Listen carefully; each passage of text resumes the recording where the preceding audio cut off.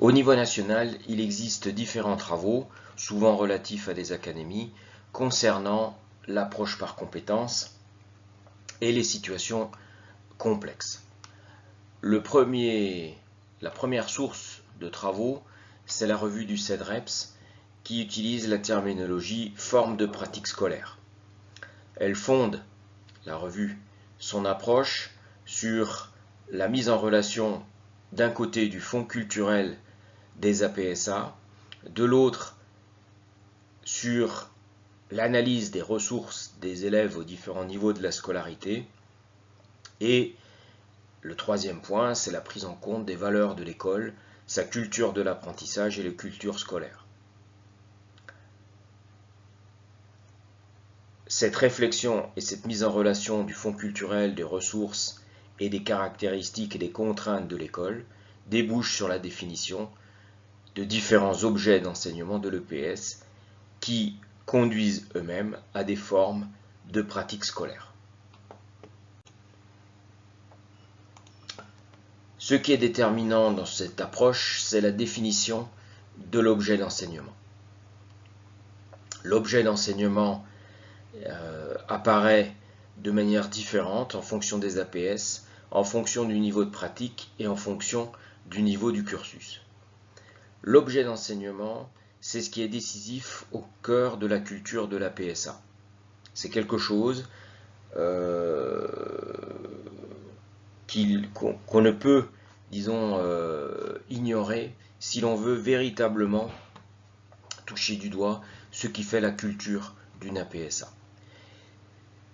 C'est également une acquisition clé à une étape de l'apprentissage. Ça renvoie à ce qui fait obstacle, c'est-à-dire les difficultés que rencontrent les élèves. Globalement, l'objet d'enseignement est une passerelle culturelle pour entrer dans la complexité de l'activité, tant du point de vue des mobiles que de la motricité du pratiquant. Il est donc essentiel, intégrateur, renvoie à une activité réelle et authentique. Une illustration de cette démarche qui aboutit à des formes de pratique scolaire peut résider dans la transformation du triple saut en pentabond. Alain Solé, en 2006, propose la réflexion suivante. Il avance que la principale difficulté du triple sauteur consiste à concilier la conservation de la vitesse horizontale avec celle de la création d'une composante verticale optimale lors de chaque appel. La gestion de cette vitesse horizontale et cette composante verticale constitue pour lui l'objet d'enseignement. Il constate que dans le triple saut, nombreux sont les élèves qui n'arrivent pas à produire cette composante verticale car ils s'écrasent après le cloche-pied. Cela devient deux bonds reliés par une grande foulée. Il propose donc aux élèves de réaliser des pentabonds en obligeant l'élève à faire 5 bonds. Cette stratégie devient moins payante et oblige les élèves à combiner vitesse horizontale et vitesse verticale. C'est donc paradoxalement en faisant 5 bonds à la place de 3 que les élèves s'approchent le plus de l'activité du sauteur.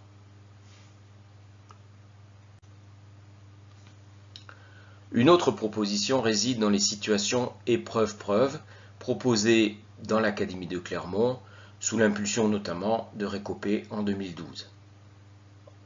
Les situations d'épreuve-preuve constituent des mises à l'épreuve où le pratiquant doit faire ses preuves. Un contexte d'épreuve où l'on doit faire publiquement la preuve qu'on est compétent. L'organisation de rites de passage dont on sort publiquement grandi lorsqu'on réussit. Si on prend un exemple en volley, une épreuve-preuve est le match par exemple 2 contre 1. Et à partir du moment où jouer à 2 devient plus efficace que jouer tout seul, on est plus compétent parce qu'on arrive d'abord à utiliser le partenaire comme aide défensive et puis ensuite comme aide offensive. Même raisonnement, au niveau 3, jouer en équipe est plus efficace que jouer en double. Et en double, ça revient effectivement à à jouer en doublette, quoi. On a 2 doublettes de chaque côté du terrain et en face on a une équipe qui s'organise. Et du coup, et ben là encore, lorsqu'on arrive, vous voyez, en équipe à battre une configuration particulière du jeu, on fait preuve de sa compétence. Ces situations épreuve-preuve sont révélatrices d'une compétence concrète, pratique, gratifiante. Il y a une stimulation, hein, c'est un défi. On est 2, on n'arrive pas à battre quelqu'un qui est tout seul, c'est pas normal. Et puis il y a si vous voulez, une logique de cursus dans ces épreuves-preuves.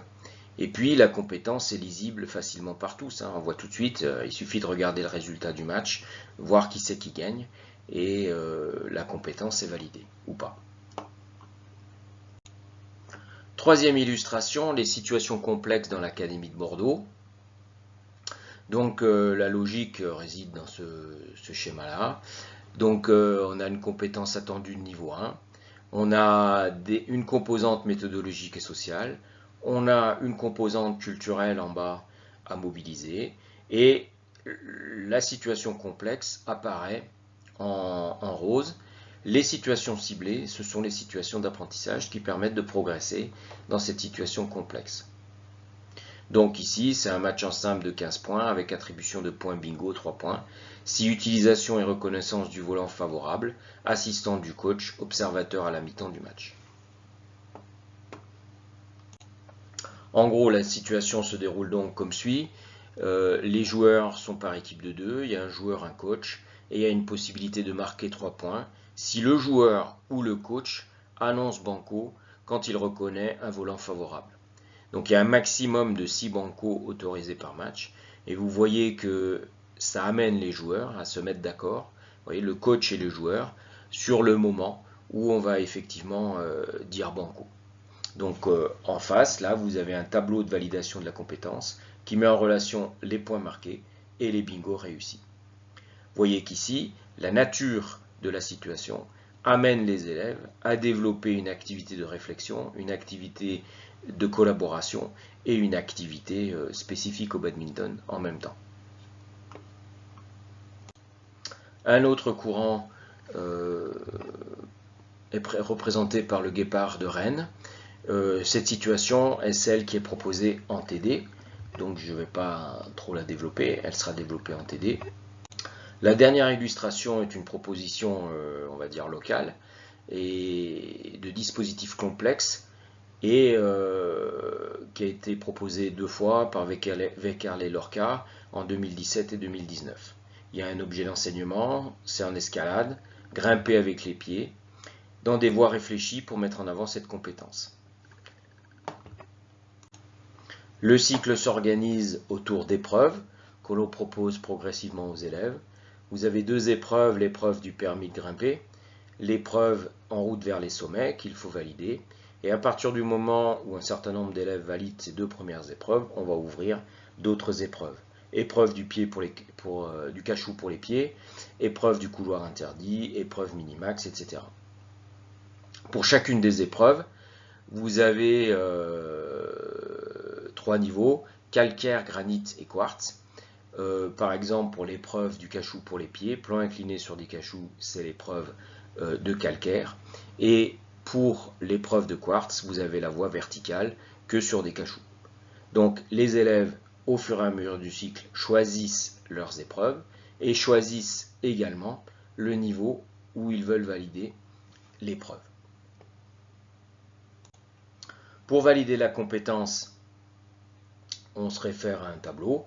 Vous voyez, l'élève devient grimpeur de bronze. Toutes les épreuves sont présentes avec au moins 2 épreuves en granit. On considère que la compétence est acquise et si on veut mettre une note, on met 12. Ensuite, il y a le grimpeur d'argent et le grimpeur d'or.